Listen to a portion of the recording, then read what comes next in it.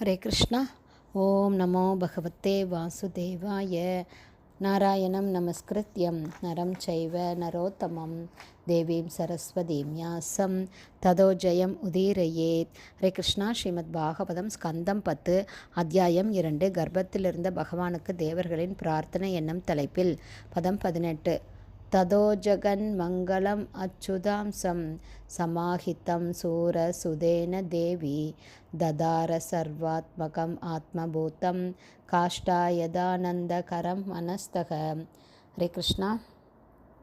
பர்பட் by Sheela Prabhat, ஜெய் ஷீல பிரபாத். இதோட translation and பர்பட் பார்த்துட்டோம் போன ஆடியோவில். பேலன்ஸ் இப்போ பார்க்கலாம். வசுதேவர் தம்முடைய இதய மத்தியில் பரமபுருஷ பகவான் ஸ்ரீ கிருஷ்ணரை தாங்கிக் கொண்டிருந்த பொழுது அவர் தகதகவென பிரகாசிக்கும் சூரியனைப் போல காணப்பட்டார்.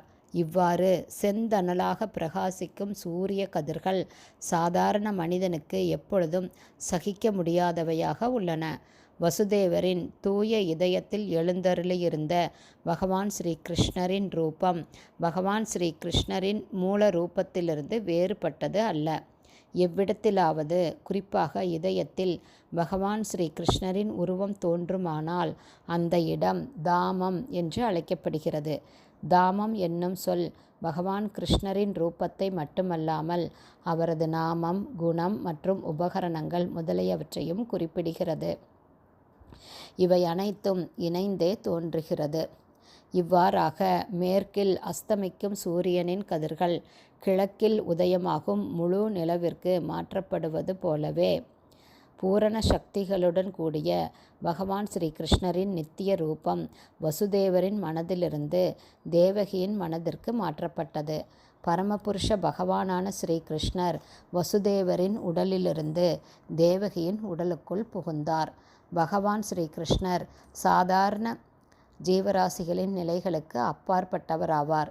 பகவான் ஸ்ரீ கிருஷ்ணர் எழுந்தருளும் பொழுது அவருடன் நாராயணரை போன்ற எல்லா அம்சங்களும், பகவான் நரசிம்மர் மற்றும் பகவான் வராகர் முதலான எல்லா அவதாரங்களும் எழுந்தருள்கின்றனர். இதையும் பௌதீக வாழ்வின் நிபந்தனைக்கு அவர்கள் உட்பட்டவர்களல்ல என்பதையும் நாம் புரிந்து கொள்ள வேண்டும். இவ்விதமாக இரண்டற்ற ஒருவரும் சகல சிருஷ்டிகளுக்கும் காரண புருஷருமான பகவானுக்கு தேவகி வசிப்பிடமானாள். ஆனால் கம்சனின் வீட்டில் இருந்ததால் அவள் நீர் பூத்த நெருப்பு போல அல்லது துஷ்பிரயோகம் செய்யப்பட்ட கல்வி போல காணப்பட்டாள். நெருப்பு ஒரு பாத்திரத்தின் சுவறுகளால் மறைக்கப்படும் பொழுது அதன் ஒளியூட்டும் கதிர்களின் உண்மையான மகத்துவத்தை ஒருவரால் புரிந்து கொள்ள முடியாது.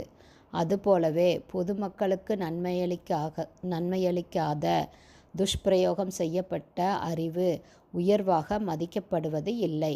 எனவே தேவகி கம்சனுடைய சிறைக்கூடத்தின் சுவர்களுக்குள் அடைக்கப்பட்டதால் அவளது உன்னதமான பேரழகை யாராலும் காண முடியவில்லை. ஸ்ரீல வீரராகவ ஆச்சாரியார் இந்த பதத்திற்கு பின்வருமாறு கருத்துரைக்கிறார்.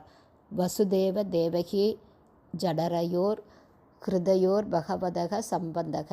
அதாவது வசுதேவரின் இதயத்திலிருந்து தேவகியின் கர்ப்பத்திற்குள் பரமபுருஷ பகவான் ஸ்ரீ கிருஷ்ணர் புகுந்தது இரு இதயங்களுக்கு இடையிலுள்ள ஒரு உறவு முறை ஆகும்.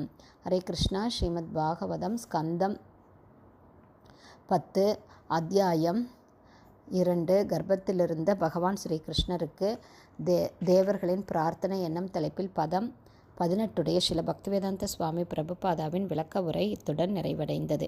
ஹரே கிருஷ்ணா. குருதேவ்க்கு ஜெய்.